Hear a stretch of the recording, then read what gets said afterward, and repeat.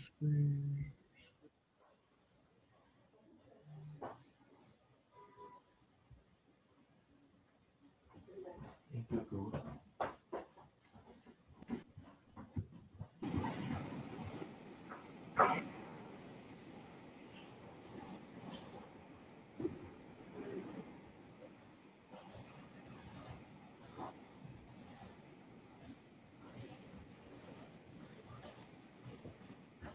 Hi, Susie. Thank you for joining us. We'll get started at 7:30, but I hope you and Marvin are going to watch with us tonight and, get ready for the big game on Friday. So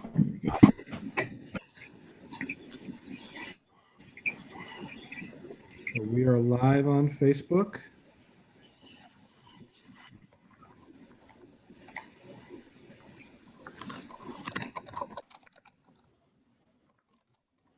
All right. Thanks for your help, Rabbi B, for getting us set up here.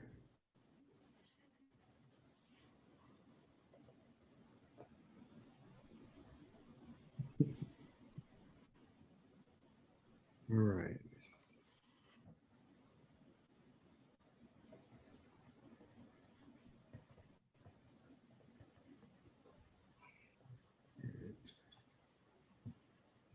Okay. I want to make sure the screen sharing works and we're looking good here.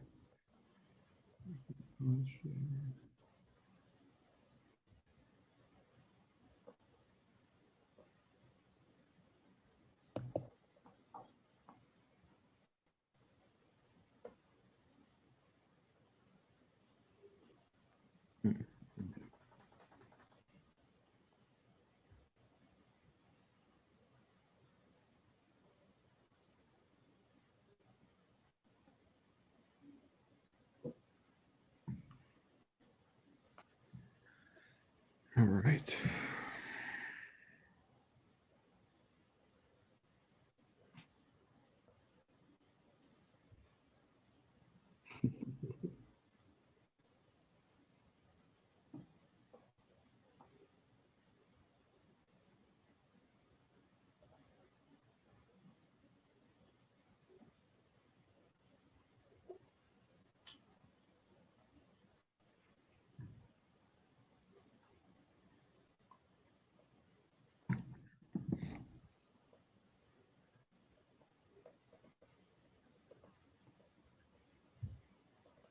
Liam says, hi, Uncle Jeff.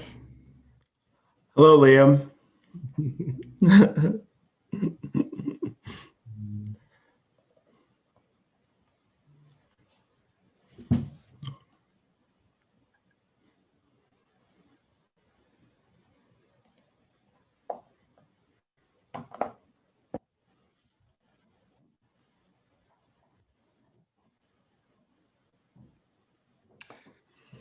We'll get started at 7:30. And, excited to talk the Sugar Bowl tonight. It's a really interesting matchup. In many ways, this is Clemson has become Buckeyes' modern rival. Yeah, team up north, they're great. We know we always have to beat them, but after last year's Fiesta Bowl, there's some extra special bad blood this year. So this is a juicy matchup. It's going to be fun.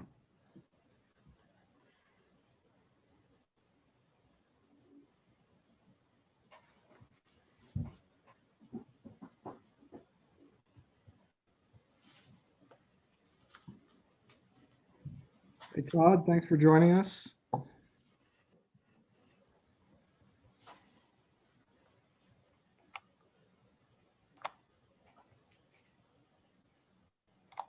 And of course, hi, Mom. Hi, Mom. I'm glad we have more people than just my wife and my mom. So,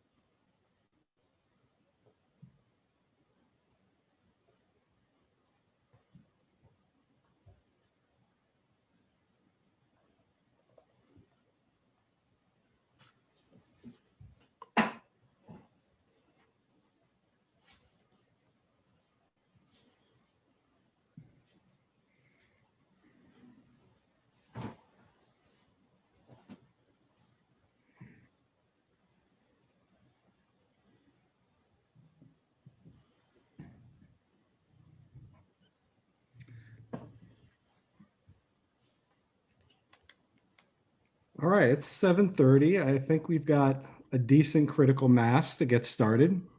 Um, Thank you, everyone, for taking some time out to chat and learn about Buckeye football tonight. In my 15 to 20 minutes of free time on a weekly basis, sometimes I like to learn about what the Buckeyes are doing, why they do what they do. And I thought before such a big game on Friday that this would be a great opportunity to um, help people better understand what they're going to watch.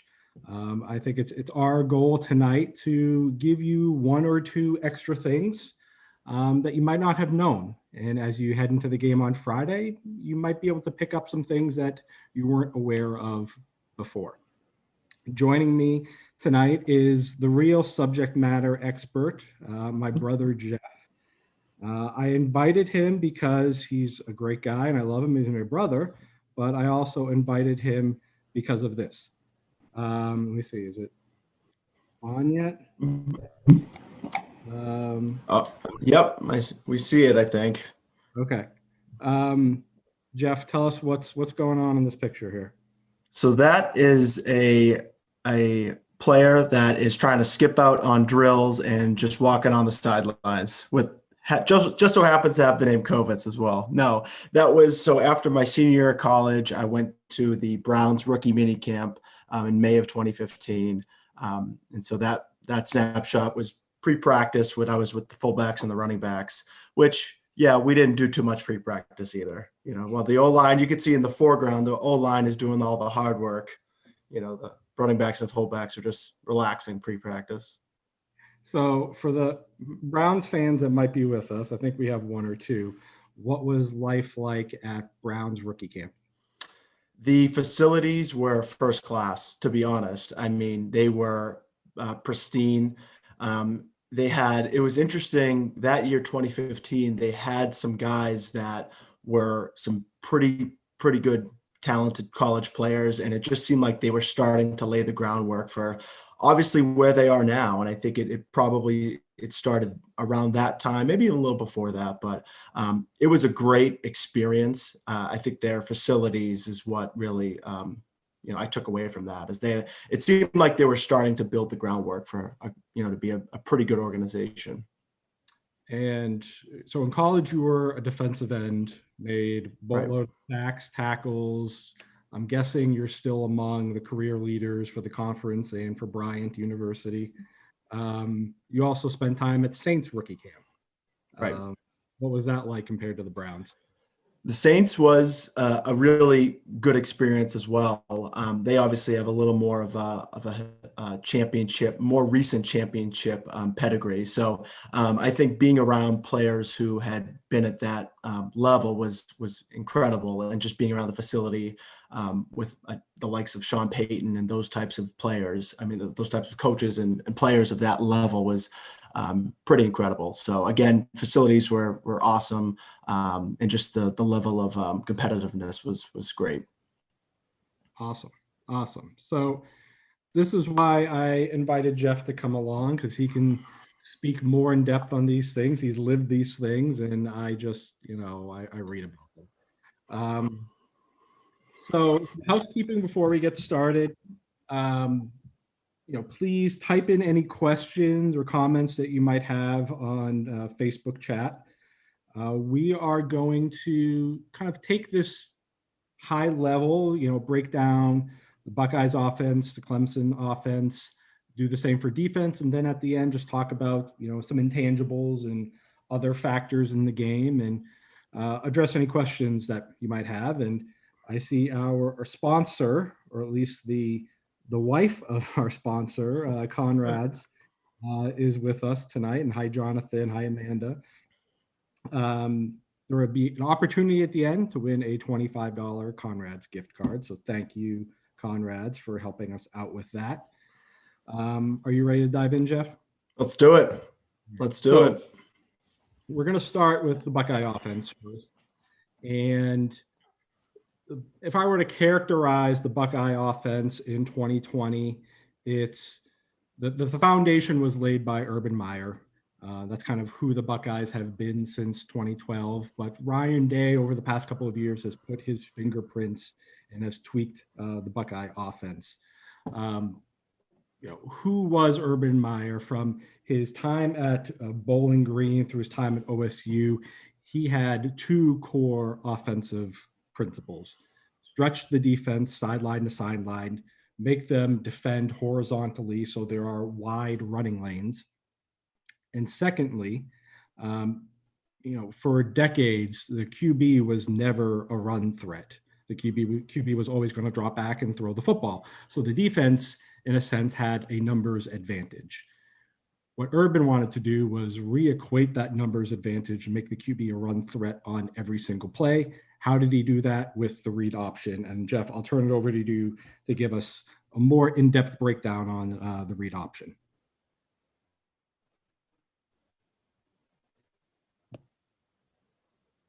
Jeff,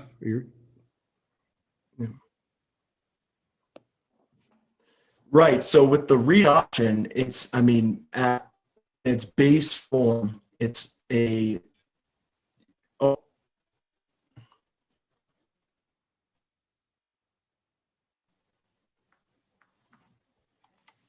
Jeff's having some. Did you lose me? Oh, am I back? You're back, Jeff.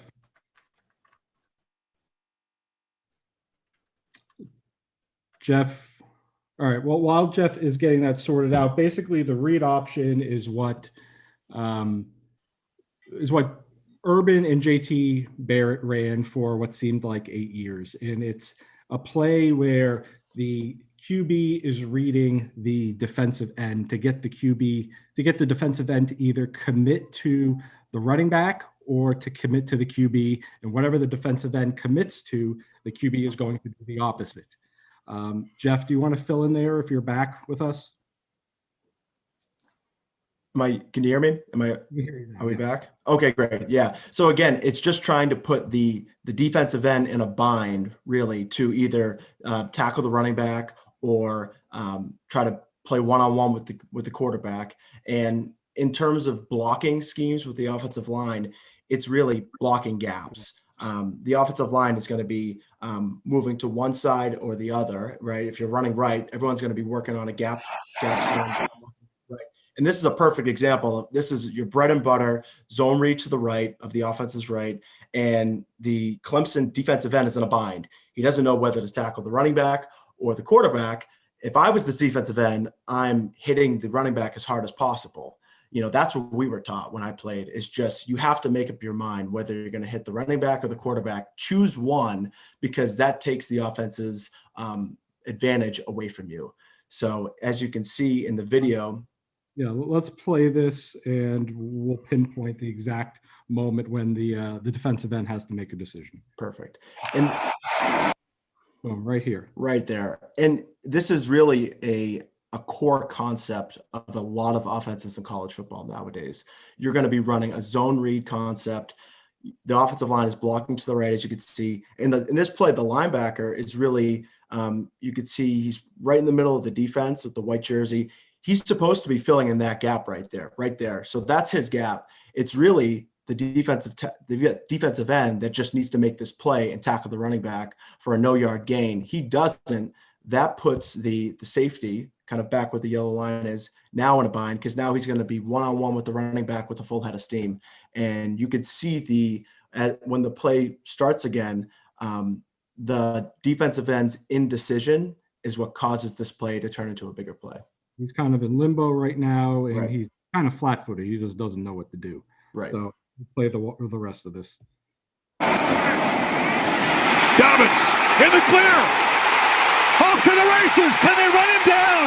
They cannot. Touchdown, Ohio State. I will add that this past week was the first time that I watched any footage from the Fiesta Bowl since the actual game. I just have not been able to bring myself to do it. But you basically saw it. Jeff explained it. The defensive end was just indecisive, didn't know what he wanted to do, and it resulted in this touchdown for J.K. Dobbins. And Jeff, take us down to the field level, what is it like when the QB's eyes are on you and you're getting read like that? Right. So what we were taught, and what I think a lot of defensive ends will learn and should learn, is that you can't go one-on-one with the quarterback in college football. You need to just be bending and chasing, is what they called it, to the running back. What the defensive end does is, by staying there, he creates the cutback. So originally in that play, the ball is supposed to go to the right, but because the defensive end is indecisive and the offensive line does a great job washing everyone in zone scheme, blocking to the right, it creates almost a cutback lane. So as a defensive end, you have to make up your mind. You have to tackle the running back, tackle the quarterback. More often than not, you should be bending down and tackling the running back. Okay. Yeah. And again, this is what the Buckeyes ran with JT Barrett for years upon years. And as a former defensive player, Jeff, I can't imagine what it's like to be in a situation where it's 3rd and 3, 3rd and 4, and a read option's coming, but there's literally nothing you can do to stop it. Right. Right. It just Right. It's like a gut punch every single time. Definitely. And you'll have situations where, and we've seen it with JT Barrett in the past, they'll run a QB zone read. So instead of handing the ball off in that situation, if the running back was on the other side of Justin Fields and he just ran a zone read to the right, you'll see a lot of that. And the running back will almost be like a lead blocker. So in that sense, there's no one to read. It's just a straight zone read to the right with an extra blocker. And that's a little more old school football there with the lead blocker, with the running back being more like a fullback type role. But it does, if you don't, it's happened to me in my career, and I learned very fast to make up your mind and tackle the running back, because that's when you really get into trouble. Yeah. Yeah. And it's, amazing. This was paused at 1 second in to the play, basically. And at 1.5. So from the offense's perspective. Did we lose you again, Jeff? What I was going to say is, this was paused 1 second into the play, and at 1.5 seconds. Yep. As a defensive end, if you don't make it, we're done. Sorry. All right, so that's read option. Jeff, do you have anything else you want to add there? All right, Jeff, continuing having some technical issues. We'll move on, and hopefully he'll rejoin us. What I want to switch to next is what I mentioned about the Ryan Day's influence. So at this point, the Buckeyes aren't using read option as their bread and butter. They're using kind of a power run game complemented by NFL style passing concepts. And the running game concepts that the Buckeyes are using, it's basically zone running concepts. And that's a whole different conversation, but basically zone run game means the offensive line, they're blocking areas or zones as opposed to people in some cases. And the most famous zone running play in OSU history, 2014 Sugar Bowl, Ezekiel Elliott, outside zone to basically seal the game, that 85 yards through the heart of the South. That was an outside zone running play. So the Buckeyes are using power run game concepts with now NFL style passing concepts. And I want to share one of Ryan Day's kind of biggest contributions. If you give me a moment here. Jeff, are you with us? I can't hear you, Jeff. All right. Is that better? Sorry, I was having some technical difficulties. Here we go. All right. So we're moving on now to this concept called mesh.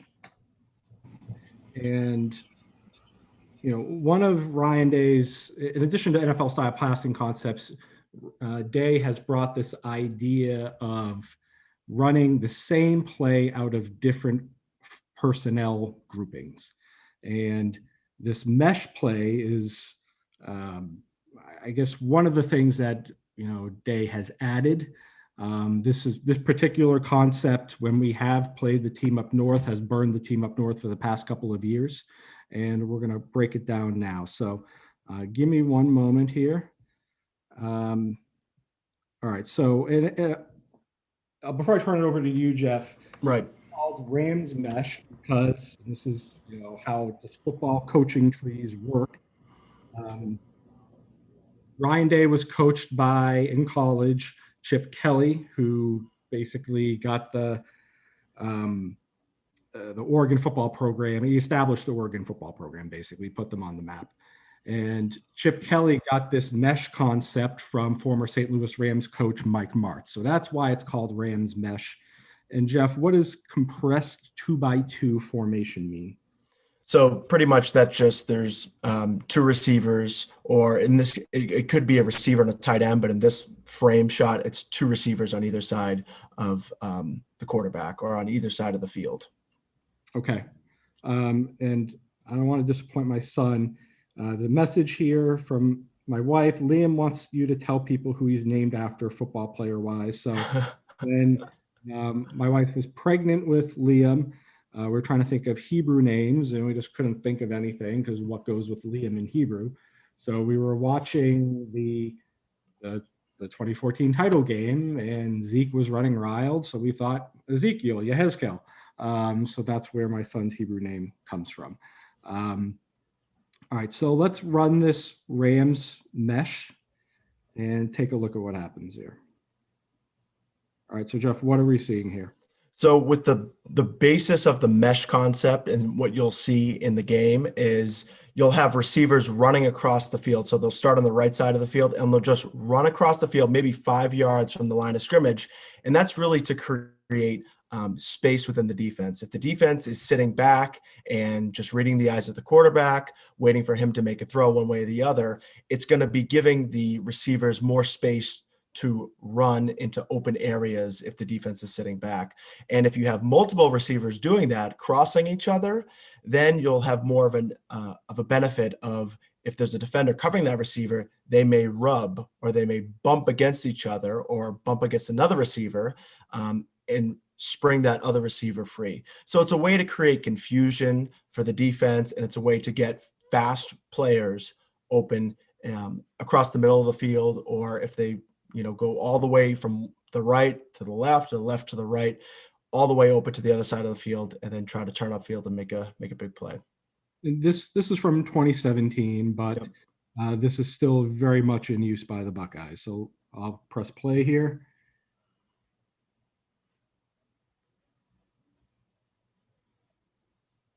Eventually it'll run. There we go.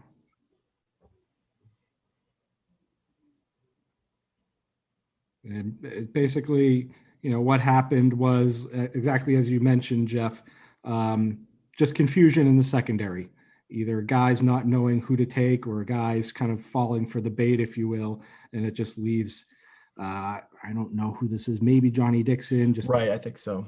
Yep. Sitting in just a soft area where no one picked him up. Yeah, that's Johnny Dixon, number 1. So, right.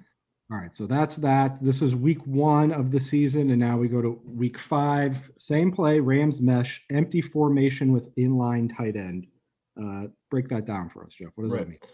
So you'll have no running back in the backfield. You'll have a single receiver down the bottom of the screen, and then 3 receivers to the left.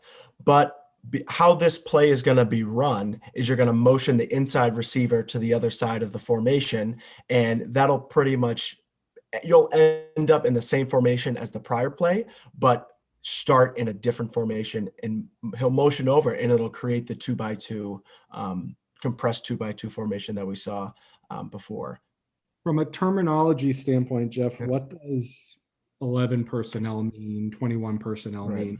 You hear that sometimes. Right. So if you hear, a sportscaster or a color commentator talk about personnel, 11 personnel, 21 personnel, it's really the number of it is the number of running backs and tight ends in the game. So 11 personnel will be 1 tight end, 1 running back. 21 personnel, 2 running backs, 1 tight end. 22, same thing, 2 running backs, 2 tight ends in the game. In this setup, so it's a 3-by-2. So there's a tight end on the line. So when the inside receiver motions over, it's still a 2-by-2, and the receiver motioning over is acting like the running back in the backfield. Okay. Let's press play here and see what happens.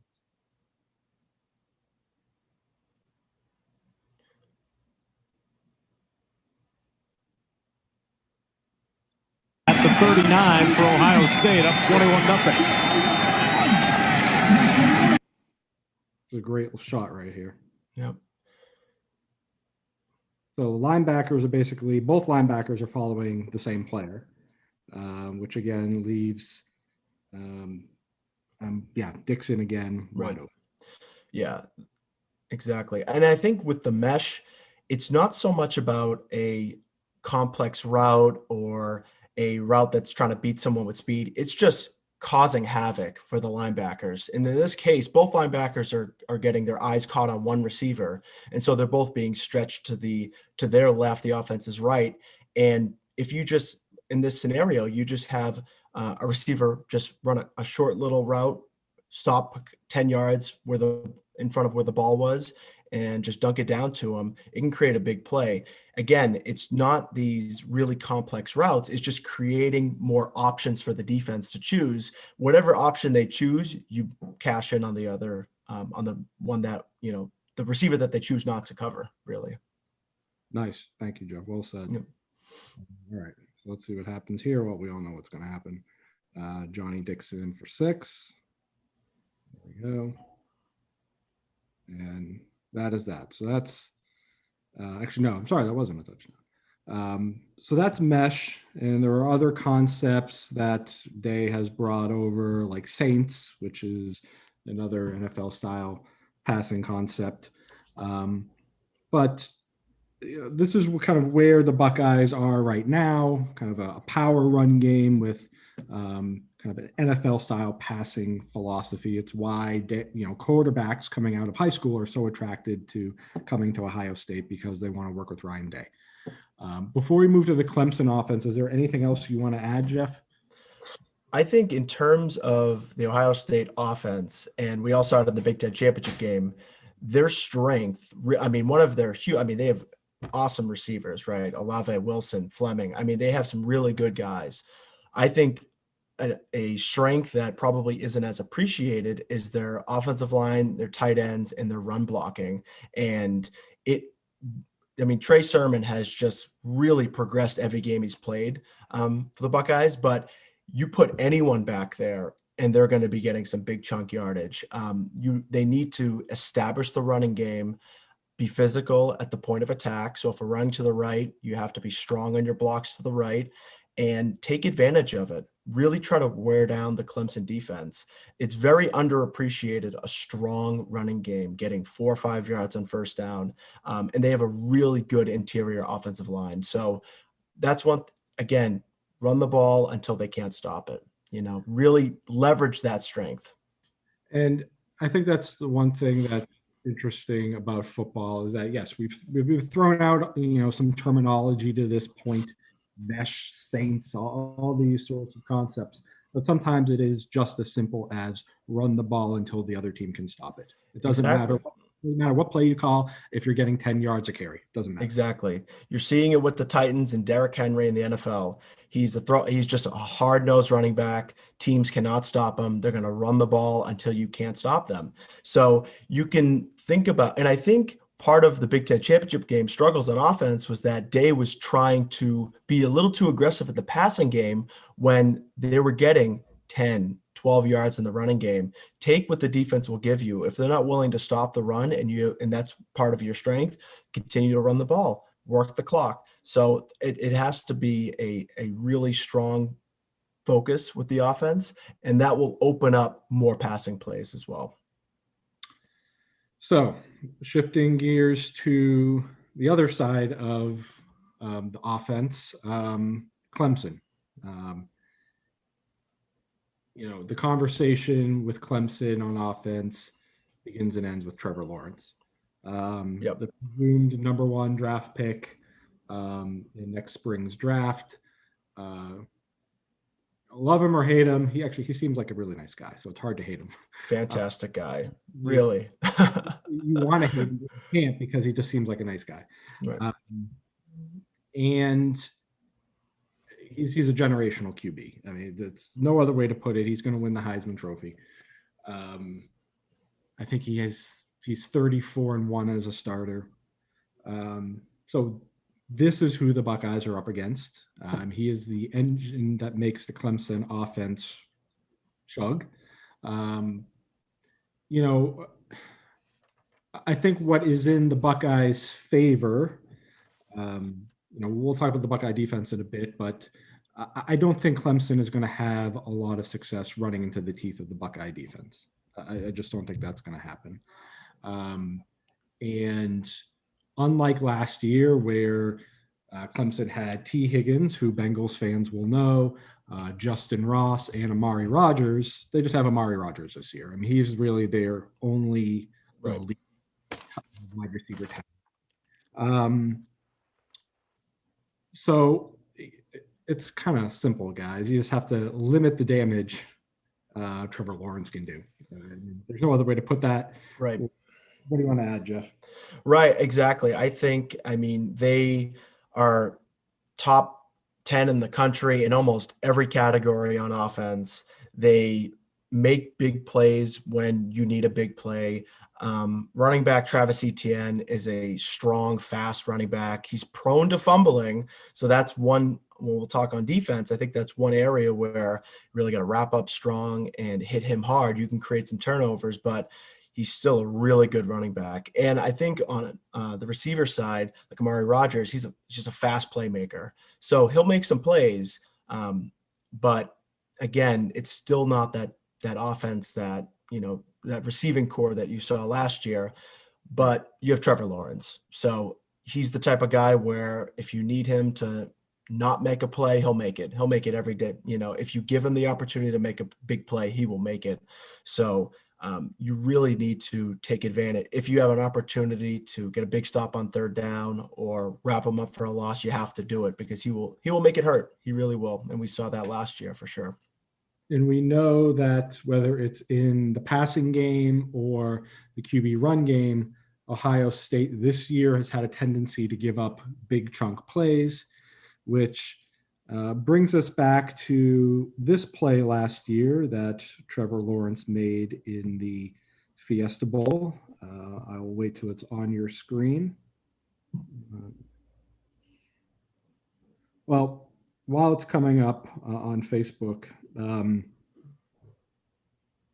Ohio State's last year, the co-defensive coordinator, Jeff Hafley, who's now the head coach at BC, said Ohio State in its preparation for the Fiesta Bowl did not account for the QB run. And you could argue it made the difference in the Fiesta Bowl last year. So I'll run this tape and we can talk about it afterwards, Jeff. I want to get your thoughts. Yep. Lawrence took a peek downfield, had a lot of room, and breaks the tackle, and is still running. Lawrence in a foot race. Will they catch him?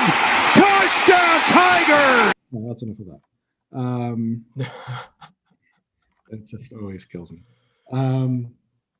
So, first things first. What you saw there is the tackling needs to be on point. If you're going to come down from the safety spot, you got to make that tackle. Right. What else did you see? I mean, I guess one takeaway just from watching that again is it may not matter what you do on defense. He may just make a play and you may not have any chance of making a play on him. In that case, QB draw, perfect situation for them to run a QB draw, right? Late in the half, their, defense is expecting pass. They're way off. QB draw, runs up the middle, makes one guy miss and just beats everyone to the sideline. It may not even be a mistake that will cause him to make a big play. He'll just make the big play if you don't account for him. So in that situation, you have to have someone spying on him, or you have to account for him in the running game because he'll make a play and there's may not be anything you can do about it. Even if you have a chance to wrap him up, he could just run around you. So those types of plays that change games. And in that situation, I mean, that was huge. That was huge for that game. Yeah. I mean, big time players make big time plays, and sometimes you just tip your cap. Right. What else can we say about the Clemson offense? I think their offensive line is talented enough to play a full game, and they have the conditioning of playing a longer season than, let's say, the Ohio State defensive line that will keep them, in the game longer. Their left side of the offensive line are Ohio natives. So that will, obviously give them a little extra motivation in this game. And there were so the left tackle, let's see, Jackson Carman, big time Ohio State recruit, or someone that Ohio State wanted. Left guard was not. So you got to think Bockhurst is his name. So Matt Bockhurst. So that's also a little added motivation for him as well. You're playing against a team in a school that, I'm right in their backyard.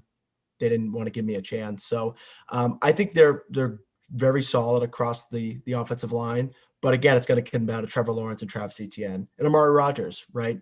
If they, decide to take a shot,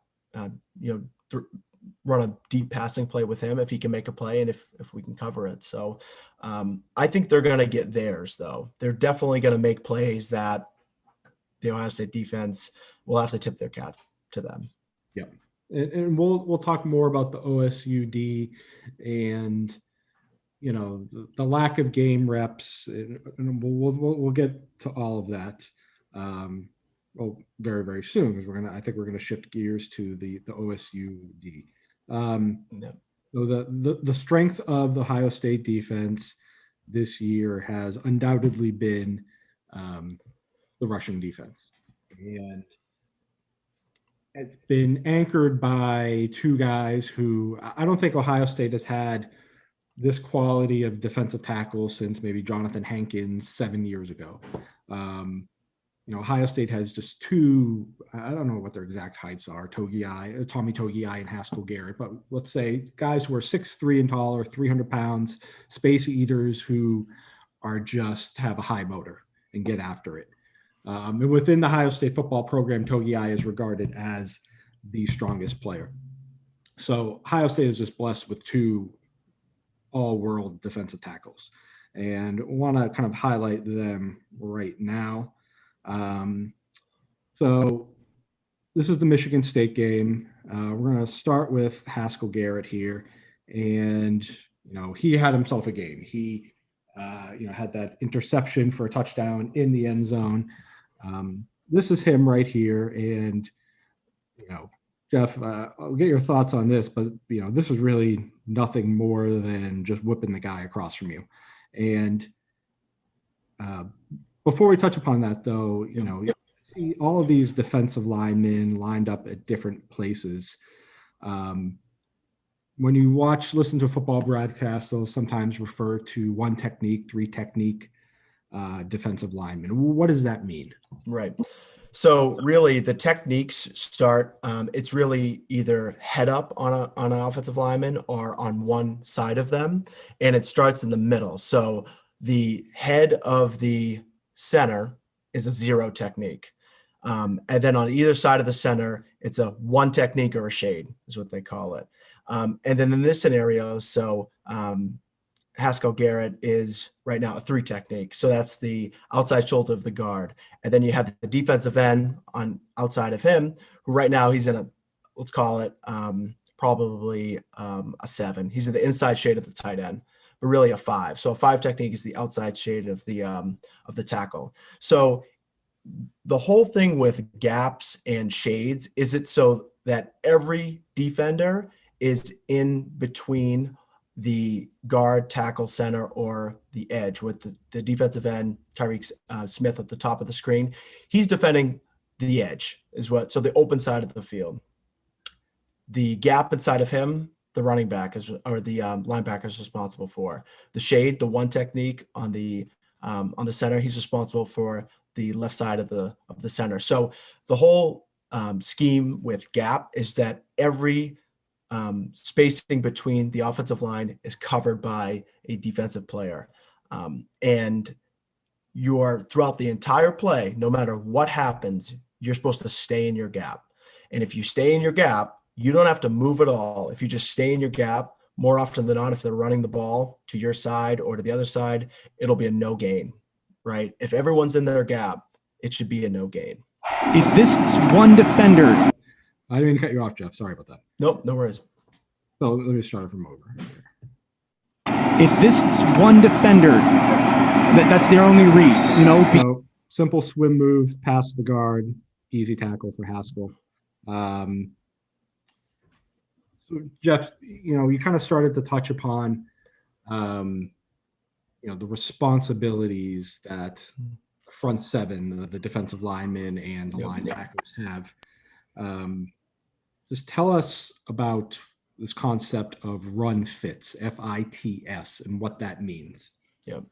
So what that means is if a defensive tackle is lined up on a offensive lineman, whichever gap they are in, they are supposed to stay in that gap the entire play, and everyone else is doing the same. So no matter what side of a lineman that a defender is lined up on or supposed to fit, the linebackers are supposed to fit in a certain gap. That's the opposite of the defensive lineman.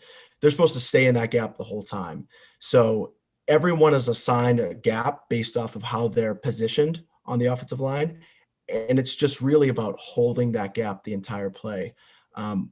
Really good front sevens, in this case, the 4 defensive linemen and the 3 linebackers, have a really good understanding of where everyone's supposed to be on every play.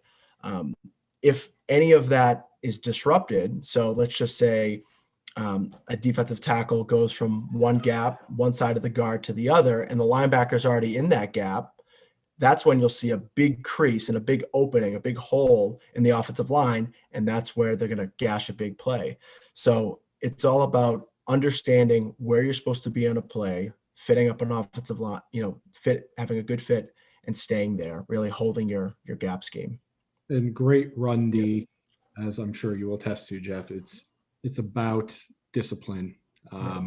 You can have 10 guys doing their job, and if you have one guy freestyling, that's what causes the big play to break. Right, exactly. And part of the reason why a 2-time Patriot, and Browns fans will know this, Jamie Collins got chipped out of New England his first time, was because he didn't want to play in the system of the defense. He would jump from one gap to another, and the Pats would get gashed on plays, and people would wonder why. Well, if you watch Jamie Collins, he's just running around doing whatever he wants, and he's not staying within his gap discipline. So it's not a hard concept to master, but everyone has to be on the same page, and having 2 strong defensive tackles in the middle, holding up offensive linemen and really being strong in their gap, pushing them back and not getting blocked, really is a core concept to strong run defense. So let's look at Tommy Togiai, kind of the other strong defensive tackle that OSU has. Let me just pull this up. And I forgot to mention, OSU's base defense for as long as I can remember has been 4 down linemen, 3 linebackers, 4 defensive backs. Sometimes they'll take a linebacker off the field for a 5th defensive back, and that is what's called a nickel package. I think that's just who OSU has been for years and years. So let me just blow the +1 quarter. Here, give me 1 second. So this is just an awesome play. So you have Togiai down here, number 72. He is in what looks like 1 technique, right, Jeff? Yep. So he's in a 1 technique or a shade on the center. So I'll run this and just stop it at 2 points. The +1 quarterback run. So here we are, we're 1 second into the play. Togiai's already beat the guard. The guard's done for. And this guy that I am shading right here, number 97, this guy who's kind of slicing back across the formation, he is the lead blocker for the running back. So just keep an eye on him. Run game. So basically what happened here is Togiai beat the guard, disrupted the lead blocker for the running back, and just totally disrupted the entire blocking scheme for the play. And they'll try and run it with Hayward. And tackle as well. So, we're a minute into this game, 14:05. And I would imagine as an offensive lineman, if you're seeing this, you just know it's going to be a long day. Yeah. Because this is just a monster play by a defensive lineman. Right. If you roll it back to right at the snap of the ball and maybe like a second after the snap of the ball. And so stop right there. I mean, this is a perfect example of what you're talking about with, and maybe 1 second, just another second past this, just when they get their run fits. It's exactly what you're talking about with a defenders and D linemen working on their gap. So you could see the defensive end, the bottom of the screen, number 11, Tyreek Smith, he's setting the edge. That's what defensive ends talk about when you set the edge. The running back can't go outside of him unless he wants to get tackled for a huge loss. So he's forced up inside. The tight end that's pulling through to be the lead blocker that Togiai just destroys is coming up on the linebacker that's right behind Tyreek Smith. So right behind him, there's a linebacker that's going to be, the tight end's trying to kick out.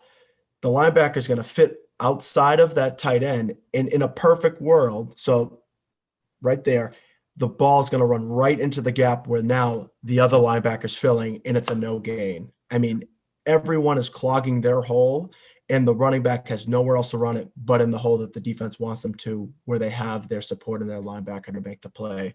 So it's a perfect example of when all the defenders in the run game plug their gaps, earn their technique, outside technique, inside technique. It's a no gain or a loss. In this case, it's an awesome, third down stop. And I think this also highlights the importance of defensive linemen keeping the linebackers, quote unquote, clean. It's important for the defensive lineman to occupy the offensive line, because if the offensive line is quickly getting to what's called the second level, which is the linebackers, and are getting their hands on the linebackers, it's just impossible to stop the run game. Exactly. Yep. The more offensive linemen that the D tackles really can take up, the cleaner the linebackers can run freely to make a play on the ball carrier. So Togiai, this again, he takes up two blockers and he just completely blows up the play. We have a question here from Jeff Sinan. Hi, Jeff. It's been a while. How will OSU's defense stack up against Etienne in the passing game? As we mentioned already, I don't see Etienne gashing OSU up the middle. So I think they're going to have to move Etienne around a lot, whether it's screen passes, wheel routes, running towards the edges. I think it's a fair point. They're going to have to move Etienne around a lot. And how does OSU stack up against that? How will they react? I don't want to necessarily see Pete Werner or Tuff Borland slotted up against Travis Etienne, one-on-one. That's not a good matchup. Right. I think if Clemson has some plays schemed where Etienne's coming out of the backfield and running a wheel route, and Warner or Browning, the outside linebackers, don't have, or Hilliard in that matter, don't have a good sense of where the play is developing, and Etienne's coming out of the backfield, he'll just run by them, for a big play. So I think they really have to be disciplined with their eyes and try to stay with Etienne enough to either break up the pass or get him on the ground. It's definitely a mismatch, especially for the Ohio State linebackers in the passing game, for sure. Even if it's a choice route. So with the running back running out of the backfield, a choice route. So if they're in a shotgun formation with a quarterback, they run out to the backfield to the right, but then turn straight upfield, almost going right at the middle linebacker or the outside linebacker, and they're pretty much one-on-one with them. That's not an ideal situation for the Ohio State linebacker. So, there's definitely some opportunities for Etienne coming out of the backfield. There was a play against BC where Etienne, just the outside linebacker didn't account for him at all. Etienne ran pretty much, it was a play action fake handoff, ran a real route, and it was an easy touchdown. By the time the linebackers realize what's going on, it's too late because they'll just run by you. Yeah. I think that's all there needs to be said. It's just going to be a challenge for OSU. I'll also add, people have been wondering why OSU doesn't have as many sacks this year. Getting to the QB has been an issue. And I think part of it is, you don't replace Chase Young or the Bosa brothers. Right. That just doesn't happen every year. It just happened to happen for OSU. We were lucky in that regard. So we don't have that kind of otherworldly talent at defensive end.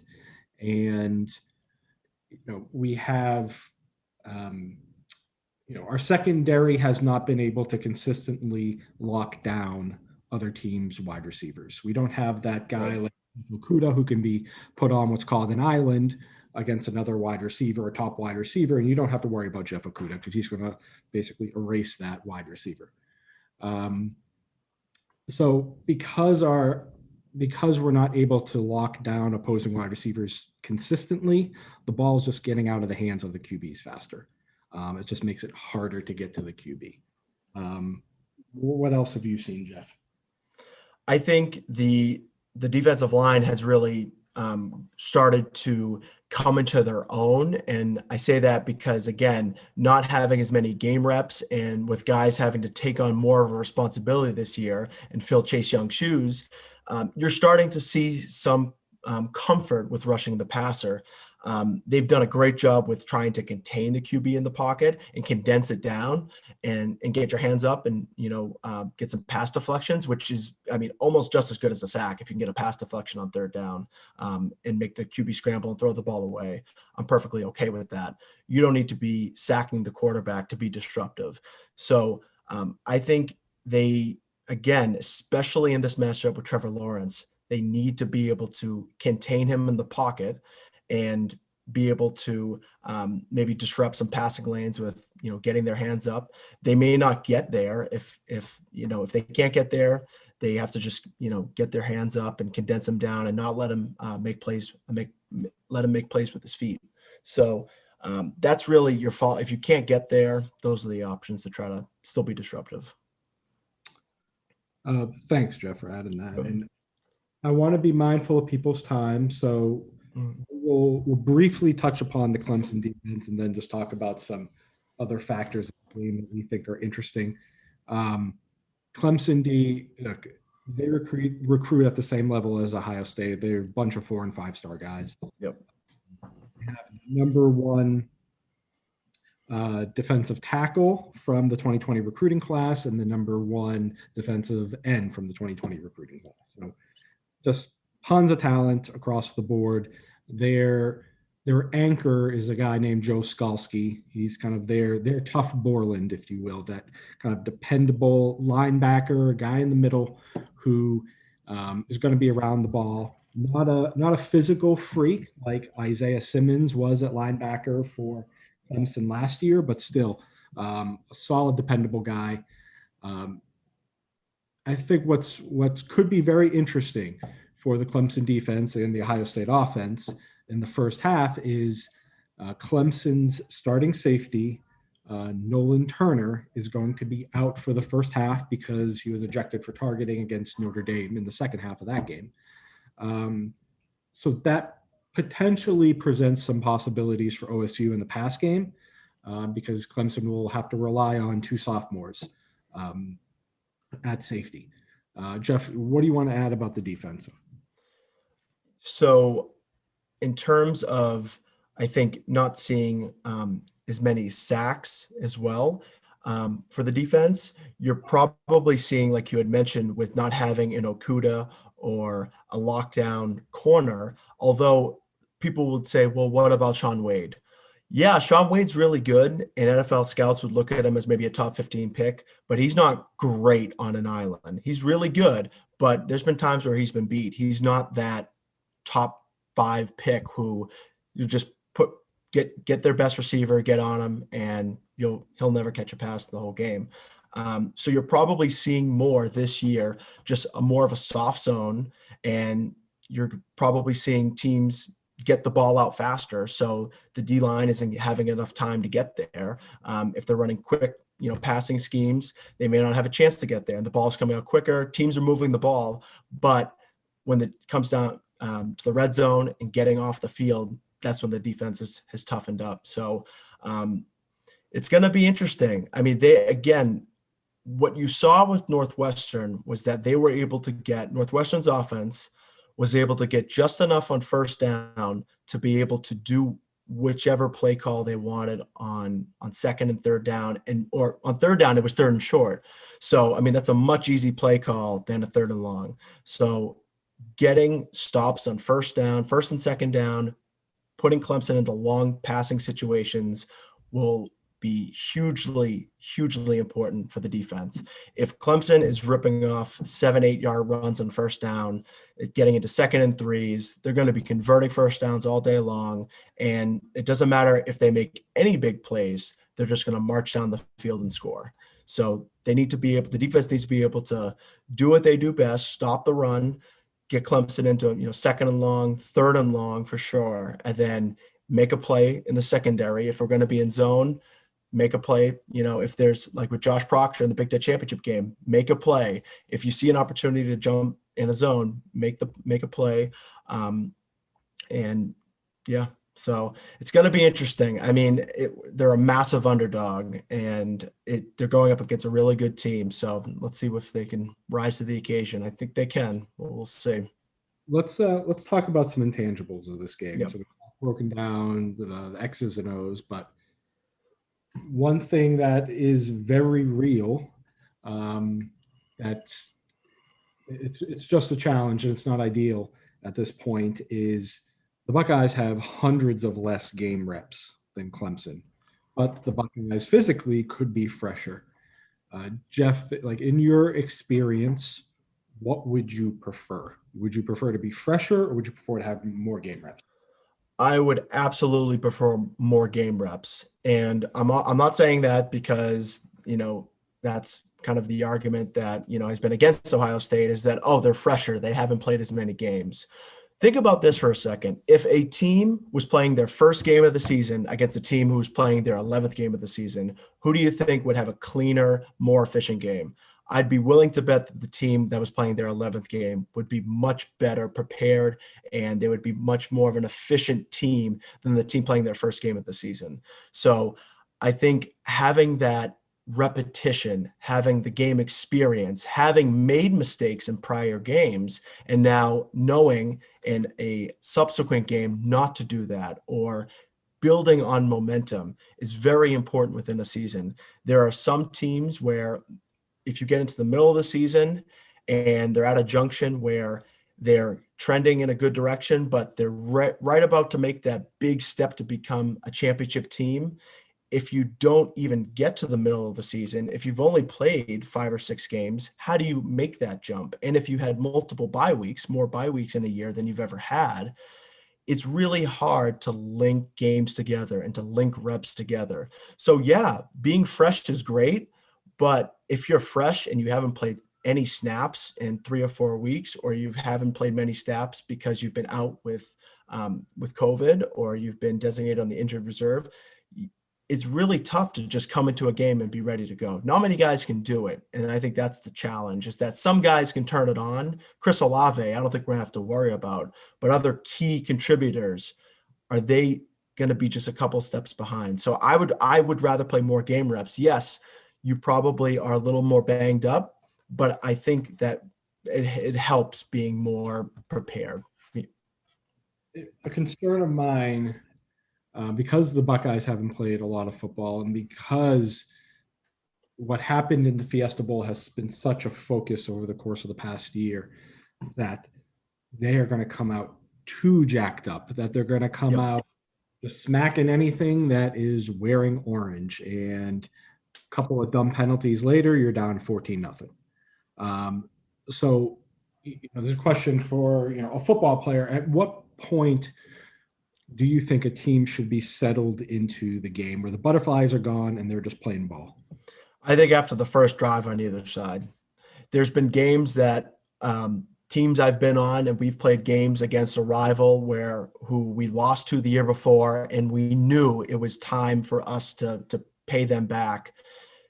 There's going to be times where you're going to want to give a little extra or overexert on a play, but it has to be a slow burn. And it doesn't have to be a dumb penalty or a late hit out of bounds that will cause, pain. It will cause Clemson to get in a scoring position. It could be, if it's on offense, not lining up correctly.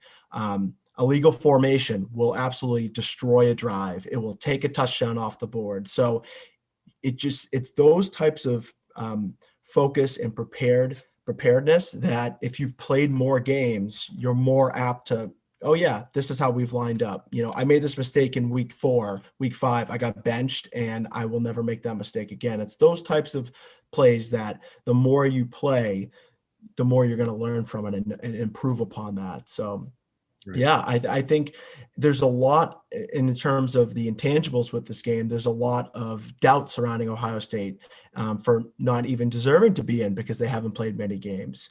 So that's obviously going to be on their minds too. It's like, yeah, we're going to try to show everybody that, yeah, we deserve to be in, even though we haven't played as many games. And so that, yeah, it's going to be a slow burn, first series on either side, and then play ball, really.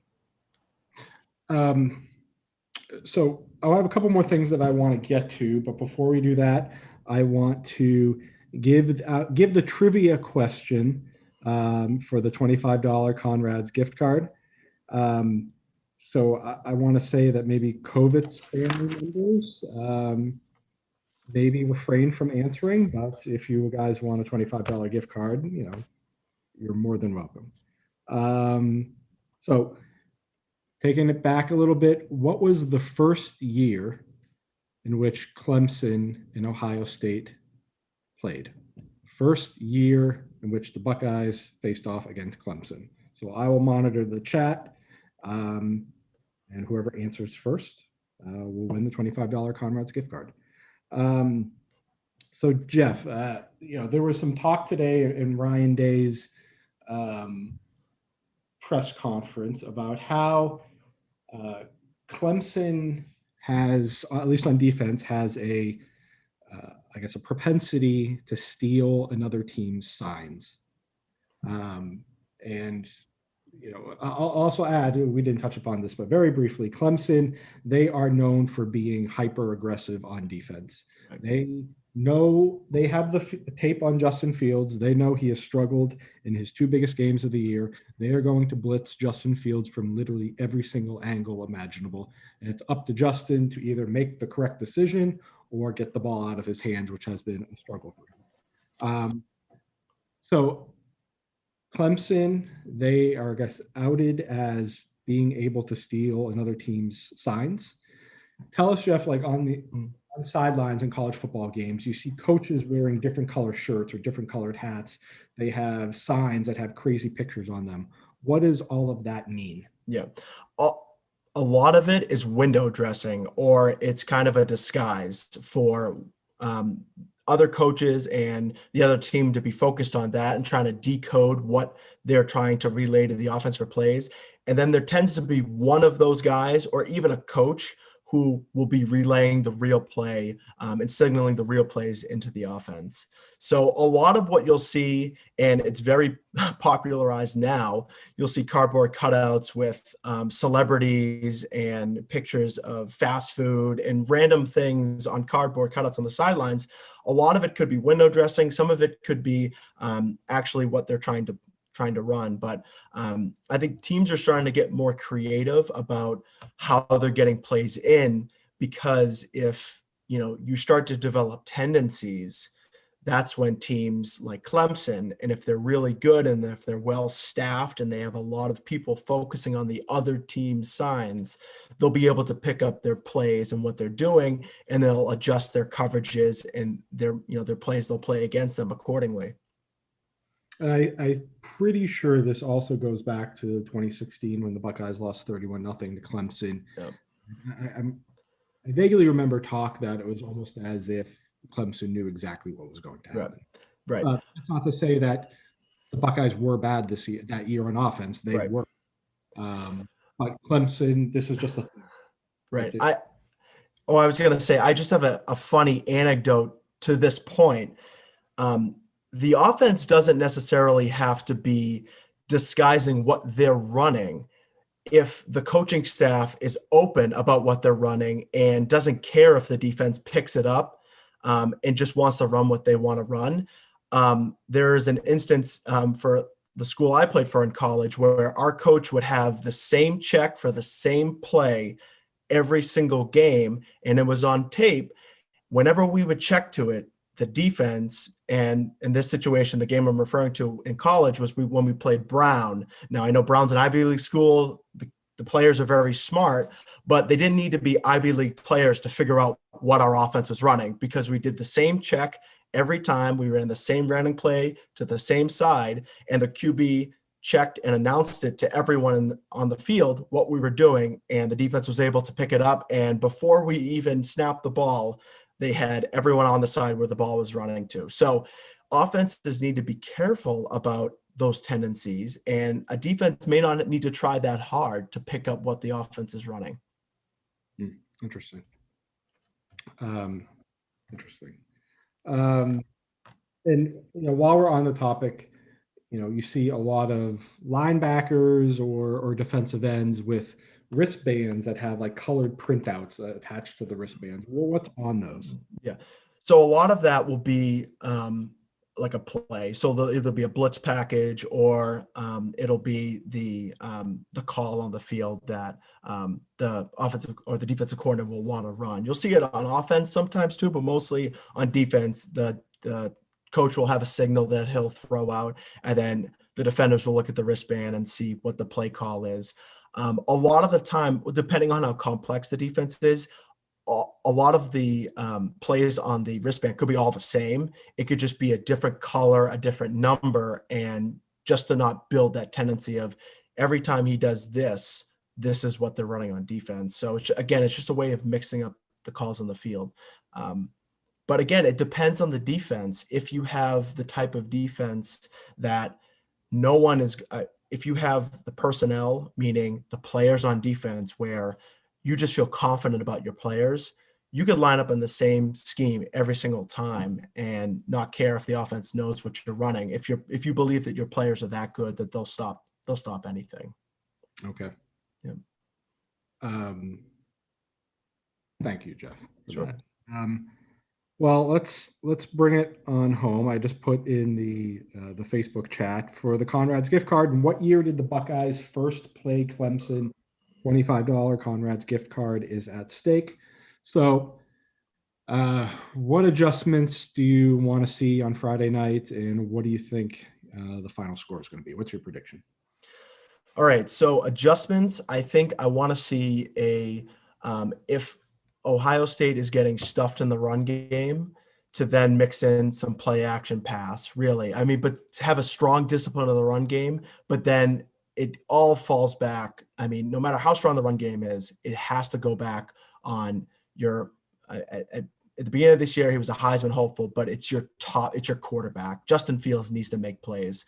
So if he can adjust to play action pass, moving the pocket, and adjust to the blitzes that are going to be coming his way from the Clemson defense. If he can make a quick play, get the ball out of his hands fast enough to adjust to the Clemson's blitz, I think he'll be able to move the ball down the field for Ohio State and hopefully score a lot of points. I think on defense, they need to again make a big play in a situation where Trevor Lawrence may not be expecting it. If Clemson ends up starting to pass the ball a lot, you have to make a big play that will change the game on defense in the secondary. It'll probably come down to that. It'll come down to the Clemson passing offense versus the Ohio State secondary and their coverage. In terms of final score, I have gone back and forth whether I've thought this is going to be a high-scoring game, low-scoring game. I think both defenses are going to play really tough in the run game, really tough overall. So I know last year, 29-23, I mean, it was, I thought that one could get a little more out of hand in the scoring department, but let's go with how about 35-31 Ohio State. 35-31 OSU. Tough game. I think Clemson's going to come out hot. They're probably going to jump out to an early lead, and Ohio State's going to have to climb back. Okay. All right. Before I get to my prediction again, Conrad's gift card. And what year did the Buckeyes first play Clemson? And we have two of our, referring to Jeff and I, Jeff and me, we have cousins. Well, my wife went to Ohio State, and we have a cousin who, my wife went to Indiana, and our cousin went to Indiana as well. And she just is, Lynn, our cousin, is saying, can you acknowledge that the Big Ten and college football gurus screwed Indiana? I think the Big Ten screwed every team in the conference to a certain extent. And I think this year in particular exposed a lot of the deficiencies in the college football system. Right. The Big Ten went with their cash cow. They decided to prop up their cash cow. That's just the reality of it. Right, wrong, or indifferent. That's just what happened. All right. So, what adjustments I hope OSU needs to make, put a game plan in place right out of the gate to get Justin Fields comfortable, whether it's a heavy dose of Trey Sermon or a heavy dose of, high percentage throws that just can easily complete to get him into the flow of the game. And I think by and large, everything needs to be simplified on both sides of the ball. Clemson, as we said, is going to throw a lot of exotic blitzes at the Ohio State offensive line. The interior of the line, so the guards and the center, they just need to be on the same page. It needs to be simplified in terms of what they are going to do. And same for the defense. This is a defense that I think has been reacting more than playing over the course of this year. They need to get out of their head. They just need to fly to the ball. They need to get off blocks. So I think to a certain extent, based on how we played in the first half of the Big Ten title game, the coaches just need to put this team in a good position. Score, I'm typically very glasses half empty when it comes to Ohio State for no real reason. I'm just pretty pessimistic when it comes to these sorts of big games. My gut tells me Clemson is going to win, but since we're just having fun here, I'm going to say 38-31 Ohio State. And who knows if this is the beginning of Trey Sermon going on a 2014 Zeke kind of run. Hopefully it is, and he just pounds out 200 to 230 yards on the ground, and Justin makes some timely plays, and the defense is bend it but don't break. So, so we will see. It's going to be a fun Friday night, I hope. But thank you everyone for participating, for joining us tonight. I want to thank you, Jeff, for lending your insight, and I hope everyone who watched and participated, you're going to be watching the game on Friday with maybe a new set of eyes. So that was the goal for tonight. And with that said, go Bucks. Go Bucks. Thank you, everyone. Thank you, Bobby, for hosting this and putting it together. So go Bucks. Have a great night.